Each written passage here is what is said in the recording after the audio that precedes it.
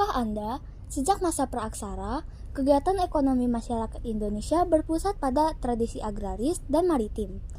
Pada saat itu, masyarakat Indonesia bahkan sudah sanggup berlayar mengarungi lautan. Kedatangan bangsa India membawa corak kebudayaan Hindu-Buddha yang memperkuat tradisi agraris yang telah dimiliki bangsa Indonesia. Contohnya, memperkenalkan sistem pengairan atau irigasi. Selain itu, kedatangan bangsa India juga makin meramaikan aktivitas perdagangan dan pelayaran. Bukti akan hal ini dapat dilihat dari berkembangnya kota-kota pelabuhan. Ada beberapa teori yang diajukan para ahli mengenai masuknya agama dan budaya Hindu-Buddha. Teori-teori itu adalah sebagai berikut. 1. Teori Brahmana.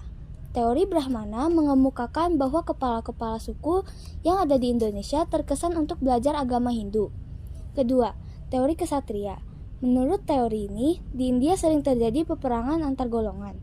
Para prajurit yang kalah dalam peperangan kemudian pergi meninggalkan India. Ketiga, teori Vaishya. Teori ini mengemukakan bahwa agama dan kebudayaan Hindu-Buddha dibawakan oleh para pedagang India yang berasal dari kasta Vaishya. Yang keempat adalah teori Sudra. Berdasarkan teori Sudra, kaum Sudra meninggalkan India dan menetap di Indonesia. Yang terakhir adalah teori arus balik. Teori ini menjelaskan bahwa masyarakat Indonesia berperan aktif dalam penyebaran Hindu-Buddha di Indonesia. Seiring pesatnya pengaruh Hindu-Buddha, kerajaan-kerajaan bercorak Hindu-Buddha muncul di sekitar daerah pelabuhan atau di sungai. Kerajaan-kerajaan tersebut antara lain adalah Kerajaan Kutai, Tarumanegara, Sriwijaya, Mataram kuno, Singasari, dan Majapahit. Kerajaan Hindu tertua di Indonesia merupakan Kerajaan Kutai. Kerajaan ini terletak di tepi sungai Mahakam, Kalimantan Timur. Kerajaan ini berdiri sekitar abad keempat. Bukti arkeologis keberadaan kerajaan ini adalah ditemukannya 7 buah yupa. Pusat pemerintahan Kerajaan Kutai diperkirakan terdapat di hulu sungai Mahakam. Puncak keemasan Kerajaan Kutai adalah saat berada di bawah kepemimpinan Mula Warman. Wilayah kekuasaannya meliputi hampir seluruh Kalimantan Timur. Di Kerajaan Kutai, masyarakat memenuhi kebutuhan hidup sehari-hari dengan cara bertani di sawah atau ladang. Selain itu, mereka juga berternak dan melakukan aktivitas perdagangan. Kerajaan Tarumanegara merupakan kerajaan yang bercorak Hindu. Kerajaan ini berdiri sekitar abad ke-5. Kerajaan ini terletak di lembah sungai Citarum, Bogor, Jawa Barat. Raja terkenal dari Tarumanegara adalah Punawarman yang merupakan orang asli Indonesia, namun menggunakan nama India dan memeluk agama Hindu. Masyarakat Kerajaan Tarumanegara hidup dengan cara bertani menggunakan sistem irigasi. Adanya sistem irigasi pada masyarakat Tarumanegara diketahui dari prasasti Tugu yang memuat informasi tentang penggalian Sungai Gomati sepanjang 12 km dalam waktu 12 hari. Kerajaan Sriwijaya adalah kerajaan bahari bercorak Buddha yang pernah berdiri di Pulau Sumatera pada abad ke-7 Masehi. Raja yang pernah memerintah Sriwijaya hingga mencapai masa keemasannya adalah Raja Bala Putra Dewa. Jika diterjemahkan dari bahasa Sanskerta, nama Sriwijaya berarti kemenangan yang gemilang. Salah satu sumber dan bukti tertulis kerajaan ini adalah prasasti Kedukan Bukit. Pada awalnya, pusat pemerintahan Kerajaan Sriwijaya berada di Muara Takus. Namun, setelah Kerajaan Sriwijaya berhasil menguasai Palembang, pusat pemerintahan dipindahkan ke Sungai Musi. Meskipun dikenal kuat secara ekonomi maupun militer, hampir tidak ada bukti kuat yang menunjukkan letak persis pusat kerajaan ini di Sumatera. Pada abad ke-8 di pedalaman Jawa Tengah, berkembang sebuah kerajaan besar yang disebut Mataram kuno.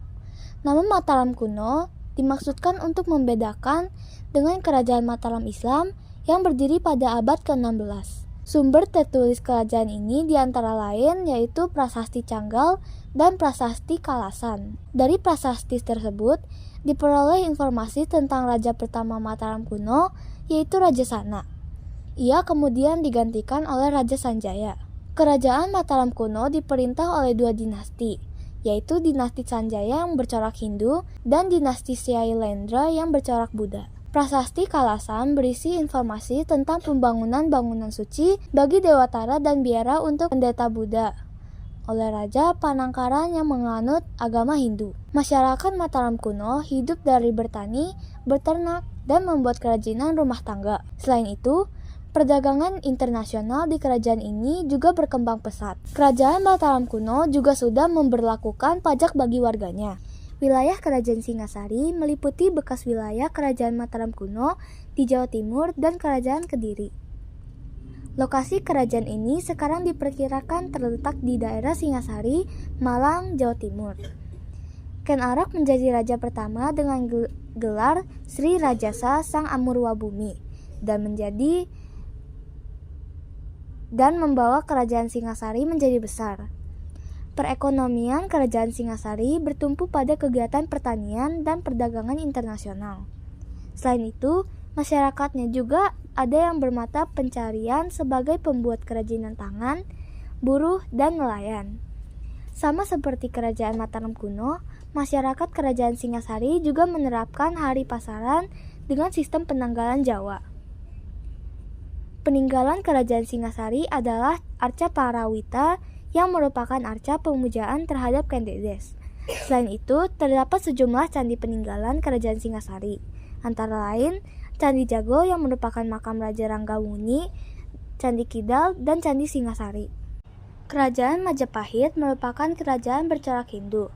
Pusat kerajaan ini diperkirakan berada di daerah Trowulan sekarang, sekitar 10 km sebelah barat daya kota Mojokerto, Jawa Timur. Kerajaan Majapahit bermula dari sebidang tanah di hutan Tarik yang merupakan tanah hadiah Raja Jaya Katuang atas kesediaan Raden Wijaya tunduk pada kekuasaannya. Raden Wijaya kemudian mendirikan kerajaan baru yang diberikan nama Majapahit.